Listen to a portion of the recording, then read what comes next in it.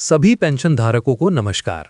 दोस्तों, आप देश के किसी भी राज्य से हों, आपको या आपके परिवार के किसी सदस्य, माता पिता, दादा दादी या किसी परिचित को यदि विधवा पेंशन, विकलांग पेंशन या वृद्धावस्था पेंशन मिलती है तो ये जानकारी आपके लिए बहुत महत्वपूर्ण है।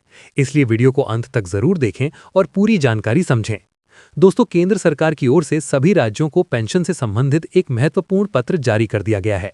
इस पत्र में वृद्धावस्था, विधवा और विकलांग पेंशन को लेकर नए दिशा निर्देश दिए गए हैं।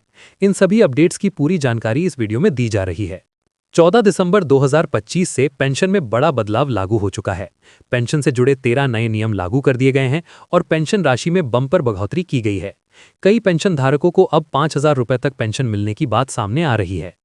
यदि आपकी पेंशन पिछले कुछ महीनों से बकाया या पेंडिंग चल रही है, चाहे 3 महीने, 5 महीने या 7 महीने से, तो आपके लिए ये बहुत बड़ी खुशखबरी है।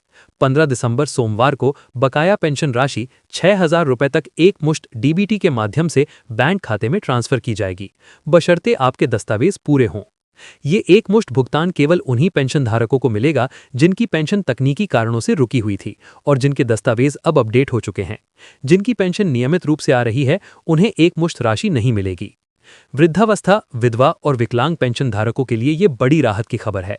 केंद्र सरकार ने सभी राज्यों को स्पष्ट निर्देश जारी कर दिए हैं कि पात्र व्यक्ति की पेंशन किसी भी हालत में नहीं रोकी जाएगी। सुप्रीम कोर्ट के सख्त आदेशों के अनुसार अब पेंशन समय पर देना अनिवार्य होगा। नए निर्देशों के अनुसार फर्जी पेंशन धारकों पर सख्त कार्रवाई होगी। जन्मजात विकलांगता को भी विकलांग पेंशन में शामिल किया जाएगा। पेंशन पर किसी प्रकार का टैक्स नहीं लगेगा। राज्यों को मनमानी की अनुमति नहीं होगी।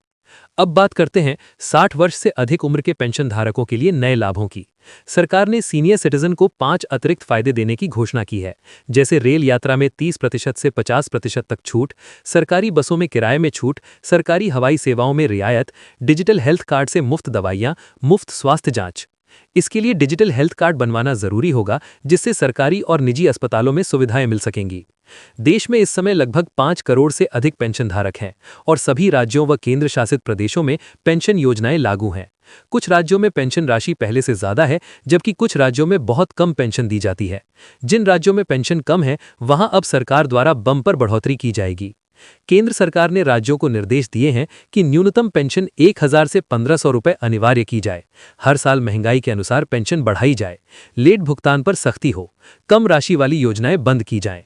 अब ये जानना भी जरूरी है कि कौन लोग अपात्र हो सकते हैं। गलत या फर्जी दस्तावेज, आय सीमा से अधिक आय, एक से ज्यादा पेंशन योजनाओं का लाभ, आधार बैंक लिंक नहीं होना, ई-केवाईसी या जीवन प्रमाण पत्र जमा नहीं करना। ऐसे मामलों में पेंशन बंद की जा सकती है और गलत तरीके से ली गई पेंशन की वसूली भी की जाएगी। नए नियमों में ये भी शामिल है 75 वर्ष से अधिक आयु वालों को 500 से 1,000 रुपये बोनस, 70 वर्ष से अधिक दिव्यांगों को अतिरिक्त 1,000 से 1,500 रुपये बोनस, विधवाओं के लिए नया सत्यापन, डिजिटल पेंशन स्मार्ट कार्ड जारी होना, ऑटो ई-केवाईसी प्रक्रिया लागू होना। डिजिटल पेंशन स्मार्ट कार्ड के जरिए भुगतान की स्थिति देखी जा सकेगी, दस्तावेज अपडेट होंगे, QR कोड से पूरी जानकारी मिलेगी।